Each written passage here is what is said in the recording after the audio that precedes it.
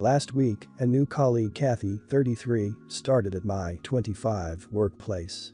She instantly stood out in the team because she seems like someone who is very loud and assertive. Two of my colleagues, me and Kathy, were having coffee in the break room. We were the only ones in there and we were sitting far apart when the subject of travel was brought up. My colleague said she wasn't booking trips anymore because it'll probably get cancelled because of COVID anyway. Kathy immediately cut in about how sad she is because she travels so often and she goes on these far exotic trips to Europe as her hobby. When I think exotic, I think the Bahamas or something instead of Europe, but cool. Kathy then jokes about how all this no travel business is making her fear that she'll lose some of her foreign language skills. I asked what languages she spoke. She claimed to be fluent in 3 European languages, among which were French and Dutch. Kathy said she was at a native speaker level and went on about how people in Europe were always surprised when they found out she wasn't from there. I was excited because I never get to speak Dutch over here. I was raised in Belgium, which has 3 national languages, French and Dutch, which are my mother tongues and the most commonly spoken there, and German. It's quite common to be pretty fluent in at least 2 out of the 3 languages in Belgium because you're required to learn them at school, along with English, from a young age. I told Kathy, "Oh fun, we have something in common then." She immediately pulled this sour face and asked me if that was supposed to be Dutch. I said yes. She laughed awkwardly and said she couldn't understand because I have a terrible accent and must not be that good at speaking it. Now see, I don't have an accent. I speak Dutch more fluently than I speak English. I told Kathy that I grew up speaking Dutch and speak it to my family all the time. She got miffed and asked what languages I speak and where I'm from. I told her I'm from Belgium, so I also speak French, and I added which you just said you speak as well. Cool. We can speak French instead. I acknowledged that I was a bit of an idiot here because by that point I knew she probably lied about speaking French as well. She then shoved her chair back and angrily got up, said whatever and stomped off. It was awkward. My other colleagues just kinda shrugged and said she shouldn't have lied. However, she later approached me and told me I embarrassed her by acting superior about my European heritage. I told her there was no way for me to know she'd lied about speaking those languages. She rolled her eyes and told me I was immature. A colleague told me that Kathy had called me a little b-word who enjoys bullying new colleagues behind my back later. I don't think I was a bully at all, but I don't want this to turn into a huge thing. Do I just apologize to keep the peace? Am I the idiot? Not the idiot, you didn't call her out. She said she spoke a language and when you spoke to her in that language, she insulted your skills. So she created a situation where you pointed out that you are a native speaker. In your position I would have spoken to her in French to push the point, but I am petty like that. You should not apologize. She tried to be snobby, you accidentally pointed out a lie, and then she decided to double down, mess that up, and then trash talked you behind your back. I would totally speak to her in French and Dutch every time I saw her. Not the idiot, but I would give your manager a heads up about this. In a hey, I'm not asking for you to do anything, but this happened and I thought you should know kind of way. Brand new employees who don't know the lay of the land yet, feeling comfortable enough to call established employees vulgar names and start drama are trouble. I have yet to see someone start at a new company and immediately start crap, not turn out to cause a lot of trouble and headache before they get booted. She's old enough for this not to be her being ignorant of professional and workplace norms. Not the idiot. But also document the incident and what she said about you and turn it into your manager. I know this sounds like overkill, but you can tell your manager that you're going to her in confidence. You don't want to escalate it to HR unless anything further ensues. You just want a record to exist that shows you reported the incident. She may get over it.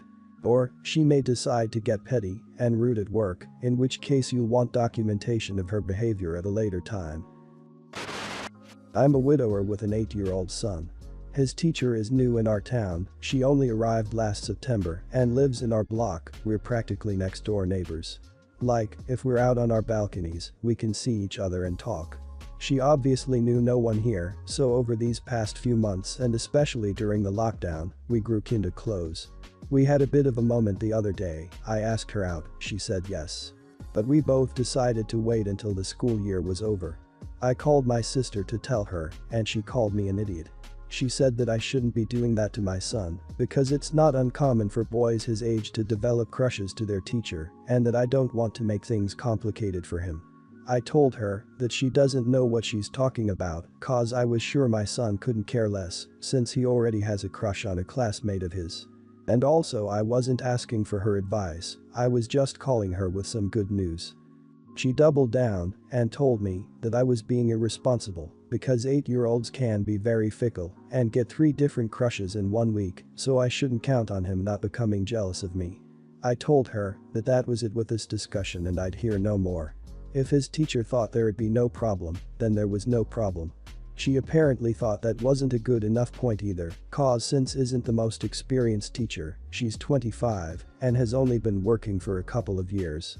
And then started saying how she's too young for me anyway, I'm 35, and that I always try to date younger, and that maybe it's time to look for women my age. She wasn't as aggressive with that last remark, but it still stung, and I was already a bit riled up from what she had said previously, so I just told her that I had enough and hung up before I lost my temper. 2 hours later, my mum called me and started saying the same things, parroting my sister. I tried to calm her down and promised that I'd be extra careful and that I'd break up at the first sign of trouble. But then I immediately called my sister and, yeah, it wasn't pretty. I told her that she should have never involved our mother in this and that the last thing I wanted was to have her following my disappointing love life so closely. I may or may not have called her various names, but I felt that she had no right to do that and it was a huge breach of trust. The logic doesn't make that much sense. If an 8-year-old boy is going to develop crushes, then they'd potentially develop one on anyone you might date. I'd be more worried about bullying if his classmates discover that his dad is dating the teacher, but on the other hand, life is short, if there's chemistry, at least go out for dinner and see what happens. If things do get increasing serious, though, you might work out how the relationship between the 3 of you is going to work in practice. Not the idiot. You didn't ask for advice from either of them, and it's frankly none of their business. You've clearly already discussed holding off until your son is no longer her student before going out. Other than that, they're just creating trouble that hasn't had a chance to exist yet. Could this be harmful to your son and your relationship with him? Possibly. But that's true of all relationships when you have kids. Shouldn't stop you from dating as long as you keep lines of communication with your son open. I don't even think there's an iota of conflict of interest here, OP, and the teacher agreed to wait until the son was out of her class to start seeing each other. OP knows enough about his son to know that he has a crush on someone in class, so I don't think there would be a huge issue with communicating why the kid can't date the teacher if that ends up becoming an issue. The sister is way out of line in my opinion. If I were OP's sister, I would be happy that my brother is gaining interest in someone after such a terrible loss. To make a long story short, a club at my university was doing this blind date program where you enter preferences via their website and they have a matchmaking team that finds the best potential date. It's in their beta phase, so normally it would cost something, but they want feedback, so they actually offer gift cards for doing it. My friends did it and got the gift cards, and I figured, hey, whatever. I'll go have dinner with someone for basically free when you factor in the gift card. I entered my preferences and the key thing to note is that I put down I'm into fitness and healthy lifestyles. You can't put what you don't like, you just put what you like. I basically let them know I was looking for someone that enjoyed living healthy like I do. So basically, I submitted my form and they told me what restaurant I would be going to, and we both confirmed and we showed up at the designated time. I show up to the restaurant a few minutes early and I see an obese woman sitting at the table. My heart sunk. I was completely and utterly disgusted. I'm not talking thick or a tad overweight or out of shape. No, this woman had an eating disorder. I immediately walked out of the restaurant and sent a text to her saying last minute I couldn't go to the restaurant. I didn't tell her why or follow up with anything else. She never responded. I felt horrible. I didn't turn my survey in and I didn't collect my $20 gift card. When they asked me why I didn't want to do the feedback and get my gift card, I simply told the dude, you guys set me up with an obese woman, and I walked out. I was mostly embarrassed but also angry, disappointed, and overall exhausted with the whole situation. Not the idiot. That team messed up hard. You agreed to a blind date that is supposedly catered to your interests, and an obese woman goes completely against that. You also wrote these interests down, so that matchmaking team completely messed up. That's not on you. About standing that girl up, well, that screws. It doesn't make you an idiot. I have no idea why so many comments want you to sit down and get to know her when you already decided to not follow that girl. Not the idiot, you did everything you could to ensure you would get matched with someone who wasn't massively overweight. They matched you with someone like that regardless. You immediately informed her you couldn't make it, so she didn't have to waste any more of her time. You didn't even turn in the survey, which would have cost the club money. Honestly, people can call me fatphobic, but if someone is so overweight it disgusts me. The last thing I want to do is spend an hour talking face to face with them. It screws for the girl too, but you handled it the best you could. Not the idiot, it would have been more of an idiot move to either lead her on or tell her directly that you're not interested. What if he went through with a date and she really liked him? If someone went through with a date with me but wasn't attracted and I liked them, I would have been upset they went through with a date. Or he could have told her directly that he wasn't into her. That would have turned into her wanting an explanation. This way she at least has some dignity. My sister and her family are going through a very rough patch. My niece had been abusing a certain substance to help her stay awake and cram for exams. My sister and her husband found out about a month ago, and it had been hell. My sister is really mad.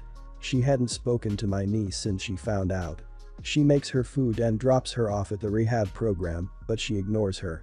My niece has no access to her electronics, but supervised use of the family computer during her online classes. She sent me a mail during those hours and sounded desperate. The thing is, she didn't start to use just because. My sister sadly is what many would call a tiger mom. She is in constant competition with her siblings.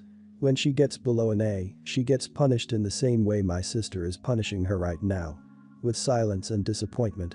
Her siblings have all entered to top colleges in fields like law, medicine, engineering, etc. My sister is really putting fire under my niece's back. She let her know which schools are the only acceptable ones to go to, etc. And of course, she is a kid. She is not even 18. It was bound to happen. There are many things more that happened that I won't write in this post. Yesterday my sister came to my place and she was ranting about my niece. She was talking with such contempt and almost hate. She was saying how disappointed she was, how her daughter failed her, how she felt shame for being her mother. And to be honest, I've had it. My sister always does that. She makes mistakes and always finds a way to make other people pay for them. So I told her. I didn't scream. But I was stern. I told her that kids that abuse that kind of substances, it's because they are under such enormous pressure to perform that they can't cope. She asked me if I was implying that it was her fault, and I told her she played a big part in my niece's down spiral. And that her punishing her daughter with withholding motherly love was a bigger mistake. She lost it, started crying and accusing me of hating her. She left, called our mom, who said that I had no place. That I can't kick family when they are already on the ground. That my niece's decisions are hers and her fault. I disagree. I don't think that I am the idiot, but maybe my vision is clouded. Not the idiot. How can your sister cry and say that you hate her after you told her the truth and not see how hurtful her actions to her own daughter are, who she is expressing actual contempt for verbally and showing contempt for through her actions?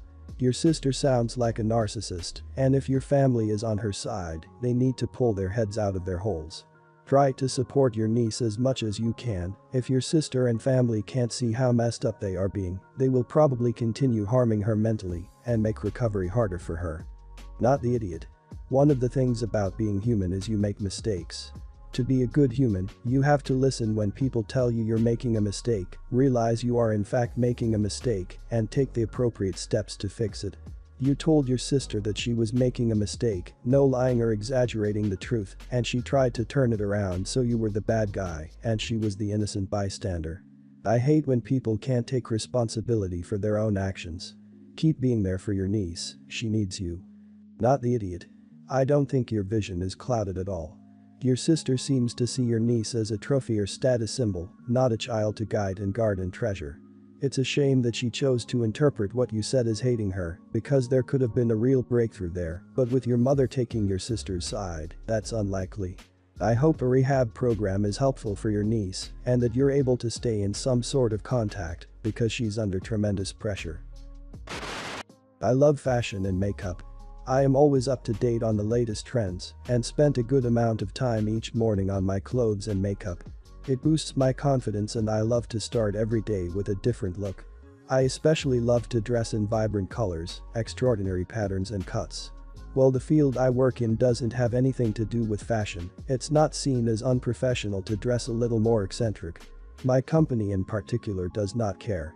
As long as you don't wear something offensive and don't look like you are serving shots with your belly button, you are good to go. A huge part of my job is to give presentations to and hold events with potential clients. I am doing this together with another coworker. My coworker, let's call her Nancy, left the company a few months ago. Her replacement, let's call her Susan, is the total opposite of me fashion-wise. She doesn't do makeup and mostly wears dark plain colors. I don't mind at all, and I certainly do not judge her for it. Some people just aren't into fashion and the like, and that's totally fine. You do you. She is a good coworker, well organized and professional, and we get along well, for as far as I know her yet. Well, except for one point. Last week, she told me that I was making her feel uncomfortable with my extravagant style choices.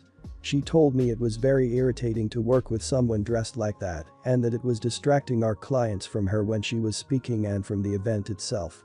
She asked me to tone it down. I was very surprised to say the least.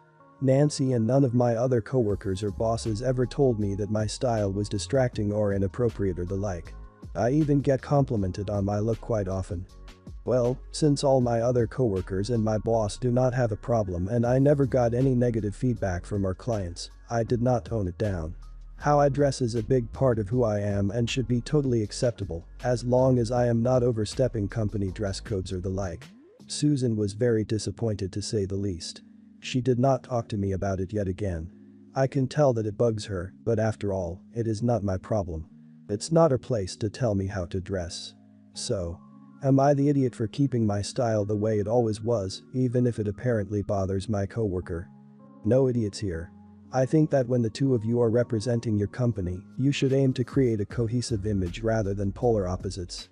Polar opposites aren't bad if she's presenting something like the reliability of your engineering, while you're presenting the creativity of the design, but if you two could switch places without batting an eye, you should show a unified front. Odds are good that the customers are registering the tension and that it is affecting your presentation. I'd say that neither of you are wrong, but that if you can't figure out a compromise, y'all need to find new partners. No idiots here. I think it would be worth considering whether this non-cohesive style is impacting your pitches. I have worked with a ton of boomer men who would coordinate outfits for their sales pitches. It's pretty normal for teams to have cohesive styles going into client meetings. Even though you aren't violating a dress code, there are a million psychological ways your clients are responding to the outfits you and your partner are wearing to these pitches. Unfortunately, your partner is right, it is possible that your team's lack of cohesiveness is undermining the work. Nope. I am a plain Jane, never have worn makeup, wear dark plain clothes. Wallflower. If this woman doesn't like your style, it's her problem.